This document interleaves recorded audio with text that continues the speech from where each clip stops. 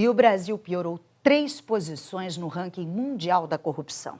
A nossa nota até melhorou no ano passado, mas comparado a outros países, o desempenho ficou devendo. A gente vai a Brasília falar com a Juliana Morrone. Juliana, bom dia para você. A Operação Lava Jato foi lembrada, né, no relatório. Ana Luísa, o mundo está vendo o que está acontecendo aqui. Bom dia para você, bom dia ao Chico. A crise política e o envolvimento de políticos e empresários deixaram o Brasil em destaque em relação a outros países quando o assunto é corrupção.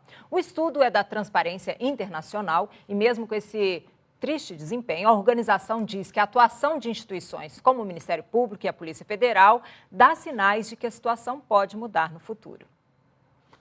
Se um país quer reduzir a desigualdade social, tem que centrar esforços para combater a corrupção. É uma das conclusões do relatório divulgado pela Transparência Internacional, ao analisar a percepção de corrupção em 176 países do mundo. O índice divulgado pela organização é feito com base em pesquisas de opinião feitas por várias instituições e aponta que o Brasil está na posição 79, junto com China e Índia, numa escala de 0 a 100, em que as menores notas indicam países altamente corruptos, o Brasil teve 40 pontos. A nota subiu 2 pontos em relação ao ano anterior. A Transparência Internacional diz que essa variação é tão pequena e mostra que a percepção de corrupção no Brasil se manteve estável nos 2 últimos anos, o que não é nada bom. Aí cita fatos que todos os brasileiros acompanharam muito bem. Uma sucessão de escândalos de corrupção com alcance internacional que vieram à tona principalmente com a Operação Lava Jato. No relatório, a Transparência pergunta: o Brasil é um exportador de corrupção ou referência no combate à corrupção? Cita que o fato mais marcante do ano passado foi o impeachment da ex-presidente Dilma Rousseff, em meio a acusações de um governo marcado por corrupção. Mas também aponta que o sucessor, presidente Michel Temer, nomeou ministros que estão citados nas investigações. E diz ainda que outra força política, o PSDB, também tem lideranças na mira da Lava Jato. A organização ainda aponta o dedo para o Congresso. Diz que a Câmara dos Deputados deu um sinal de tolerância com a corrupção ao demorar para analisar o caso do ex-deputado Eduardo Cunha e que o Judiciário precisou reagir de maneira incisiva para afastar Cunha do cargo. E que a mesma trajetória de fatos foi seguida pelo senador Renan Calheiros, que apesar de várias denúncias, se mantém no cargo de presidente do Senado. A Transparência Internacional destacou a atuação da Polícia Federal, do Ministério Público e do Judiciário na Operação Lava Jato.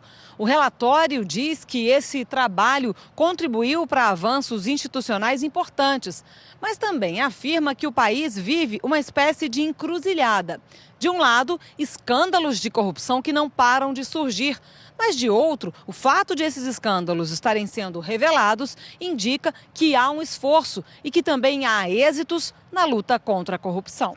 O presidente da Transparência Internacional, José Ugaz, diz que o país tem alguns desafios: aumentar a transparência, fazer reformas profundas para combater desequilíbrios e dar mais poder ao cidadão. Mas ele diz que está otimista com o resultado do trabalho da Lava Jato e acredita que isso pode gerar uma janela de oportunidades no Brasil. Que se aprendermos a lição que virá de todo esse processo e fizermos mudanças, em alguns anos teremos um novo Brasil, ensinando ao mundo como foi possível jogar fora esse passado de corrupção.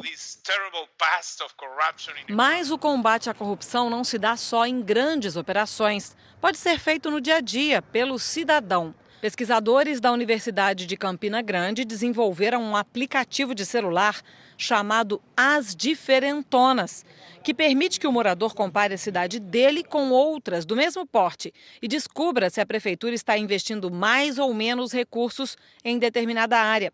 Além disso, ele pode saber se o dinheiro repassado pelo governo federal foi mesmo todo utilizado e se a obra foi concluída. E no próprio aplicativo pode denunciar o desvio para a Controladoria Geral da União. O cidadão precisa participar, o cidadão precisa ter voz, ter opinião, discutir, sugerir coisas para os nossos gestores. E aí eu acho que é fundamental que a gente se aproprie desses dados, que a gente se empodere mesmo na relação com a gestão pública, seja com o executivo, seja com o legislativo, seja com o judiciário. A gente precisa ter acesso a esses dados, a gente precisa conseguir ter opinião sobre esses dados.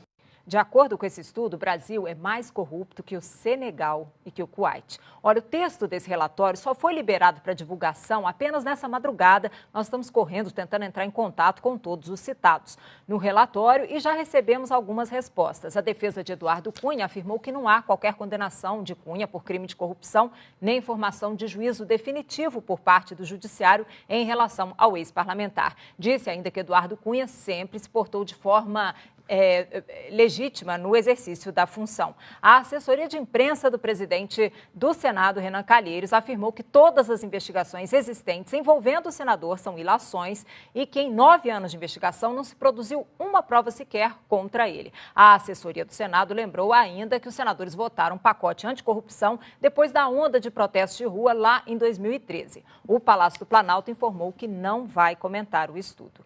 Ana, Chico.